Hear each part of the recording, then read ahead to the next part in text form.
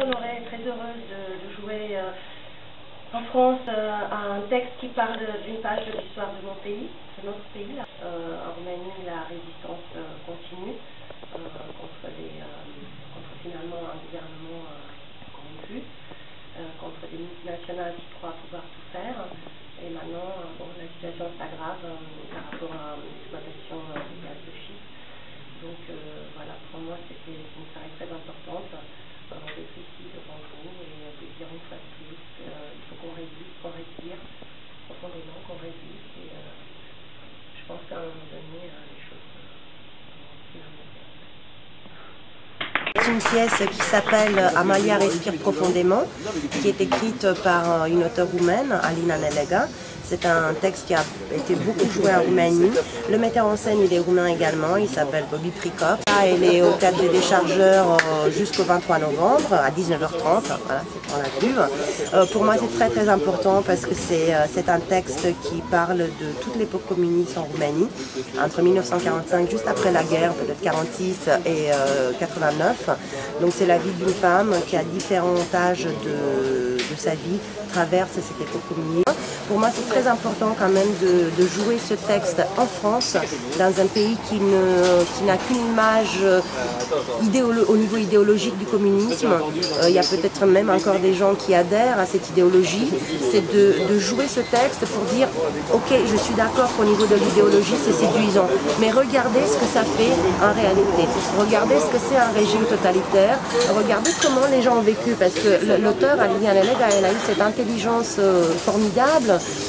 Elle ne parle jamais de l'idéologie communiste dans le texte, mais la manière dont elle exprime les choses dans la vie de tous les jours, en fait, a la grande histoire qui est derrière. Et on essaie justement de le proposer au lycée par rapport au seconde et au terminal, parce que les jeunes, ils ne savent plus grand-chose par rapport à cette période qui reste quand même contemporaine. Au niveau de la grande histoire, là, on est vraiment dans la contemporanéité quand même si ça se passe plus maintenant tout de suite. Et je pense que pour eux, c'est important d'avoir ce contact direct et d'avoir après même des débats, des discussions. D'ailleurs, j'avais même proposé d'aller parler même avec les étudiants de la Sorbonne qui font italien et langue roumaine et tout ça, parce que ça me semble important pour moi. C'est là, je vais être très émue à nouveau. C'est ce que je dis tous les soirs aux applaudissements. Je dis aux gens que je suis honorée de pouvoir leur parler de ça et que le fait qu'ils soient là et qu'on partage ce moment ensemble, pour moi déjà, ça construit ce rempart contre l'oubli. Parfois c'est dur, mais je me dis c'est pas grave, c'est quand même une page de l'histoire, c'est une page de l'histoire de mon pays, et je suis honorée de faire que le festival d'Avignon pour un acteur, c'est le rêve, malgré le fait que ça soit très dur, ça devient de plus en plus dur parce qu'il y a de plus en plus de spectacles, il y a 1200 spectacles par jour quand même pendant un mois. C'est le rêve d'avoir dans une ville pendant un mois que du théâtre. Tout est autour du théâtre, tous on est soit dans le théâtre, soit des spectateurs venus pour voir du théâtre. Donc c'est le rêve gigantesque d'un monde idéal du théâtre.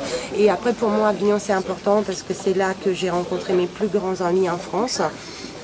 Dominique Fatatioli qui est le directeur du Théâtre du Bourgneuf avec lequel j'ai fait plusieurs projets, son équipe, Ludivine qui a travaillé pour eux et qui a été mon attaché de presse aussi sur un des spectacles, d'autres amis avec lesquels je vais maintenant démarrer un projet qui à la base c'était des spectateurs d'un de mes spectacles. Donc à Avignon, quand j'y arrive, je me sens comme chez moi, dans ma petite ville de Moldavie, c'est chez moi. Là, vraiment, c'est en première que je te parle, voilà, vous êtes les premiers à le savoir. J'ai une petite période de creux d'inspiration.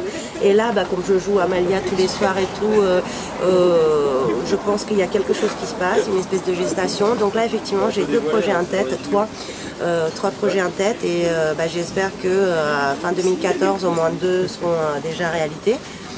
Déjà, c'est un projet sur le Trianon, en rencontrant Ioana Crăciunescu en 2003, et puis à Paris on se voit souvent.